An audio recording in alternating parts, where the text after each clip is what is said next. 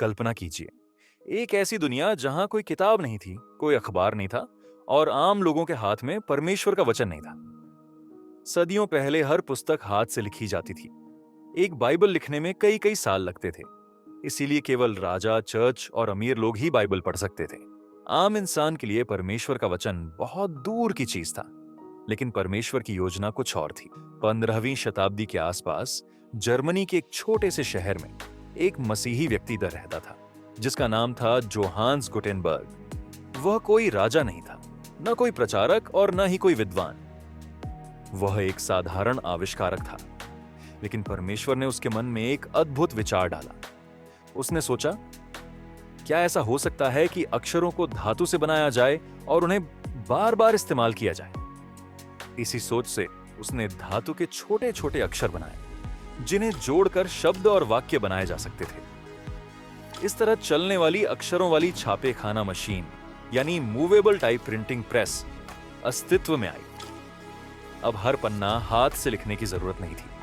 लेकिन सबसे बड़ा सवाल यह था कि पहली बार इस मशीन से कौन सी किताब छापी जाए।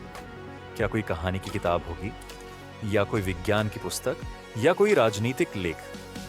गुटेनबर्ग ने जो चुना वह कुछ और ही था। उसने पवित्र बाइबल को चुना। सन 1454 से 1455 के बीच उसने लगभग 180 बाइबलें छापी। ये बाइबलें लैटिन भाषा में थीं और आज इन्हें गुटेनबर्ग बाइबल कहा जाता है। यह दुनिया की पहली बड़ी छपी हुई पुस्तक थी, पहली बार बड़े पैमाने पर छपी हुई बाइबल थी और आधुनिक प्रकाशन जगत की शुरुआत थी। यह कोई संयोग नहीं था कि सबसे पहले परमेश्वर का वचन ही छपा। जब बाइबल छपकर बाहर आई तो दुनिया बदलने लगी। अब बाइबल बहुत महंगी नहीं रही। साधारण लोग भी इसे खरीद सकते थे और पढ़ सकते थे।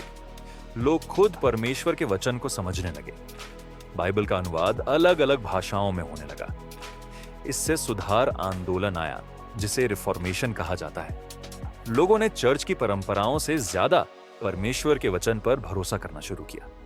स्कूल खुले, शिक्षा फैली और लोगों की सोच आजाद होने लगी। बाइबल केवल एक धार्मिक पुस्तक नहीं रही, बल्कि उसने पूरे समाज और सभ्यता को नया रूप दिया। यह सब कोई दुर्घटना नहीं था। परमेश्वर चाहता था कि जब छपाई की तकनीक आए तो सबसे पहले उसका सत्य पूरी दुनिया में फैले।